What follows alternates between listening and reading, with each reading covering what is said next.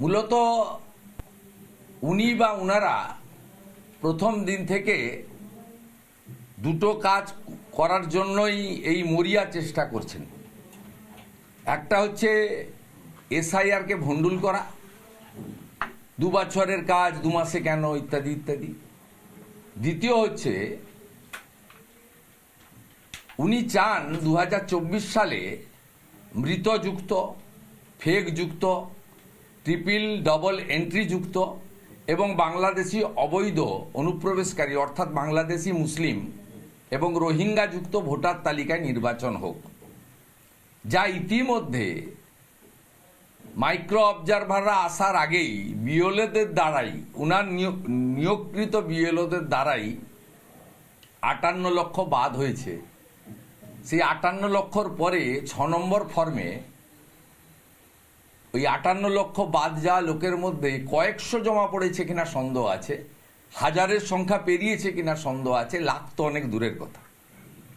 অর্থাৎ অত্যন্ত পরিচ্ছন্নতার সঙ্গে বৈধভাবেই 58 লক্ষ লোকের নাম চলে গেছে এবং সেক্ষেত্রে ইলেকশন কমিশনের খসড়া ভোটার তালিকায় অপশান ছিল, যদি ড্রাফট ভোটার লিস্টে কারোর নাম বিএলওরা বাদ দিয়ে থাকেন বা বাদ গিয়ে থাকে, তিনি 6 নম্বর ফর্মে ইনক্লুশনের জন্য আবেদন করতে পারবেন, অথবা কোনো মৃত বা অবৈধ ভোটার থেকে থাকলে 7 নম্বর ফর্মে ওই বিধানসভা কেন্দ্রের যে কোনো একজন নাগরিক আপত্তি করতে পারবেন।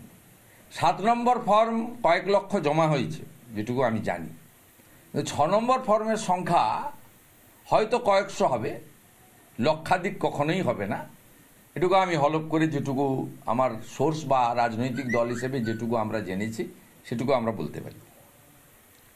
উনার উদ্দেশ্য আবারও বলি এসআইআর ভণ্ডুল করা এবং 2024-এর ভোটার তালিকায় ভোট করা।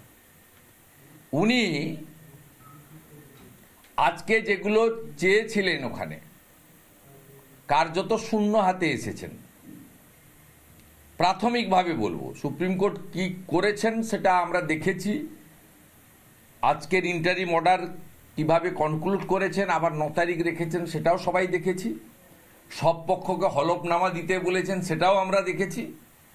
ইলেকশন কমিশন অফ ইন্ডিয়ার যে লয়ার ছিলেন তিনি যখন বলেছেন আমাদের একটি আবেদন অ্যাপ্লিকেশন পেন্ডিং আছে, সেটাও একই সঙ্গে শুনানি করা হোক, সেটাও দেখেছি এবং সুপ্রিম কোর্ট কি বলেছে সেটাও সবাই আমরা জেনেছি। নানা ধরনের কন্টেন্ট দেখার জন্য লাইক করুন, শেয়ার করুন আমাদের ফেসবুক পেজ, সাবস্ক্রাইব করুন আমাদের ইউটিউব চ্যানেল। পাশাপাশি অন্যান্য ব্রেকিং নিউজের জন্য অবশ্যই চোখ রাখুন রিপাবলিক বাংলায়।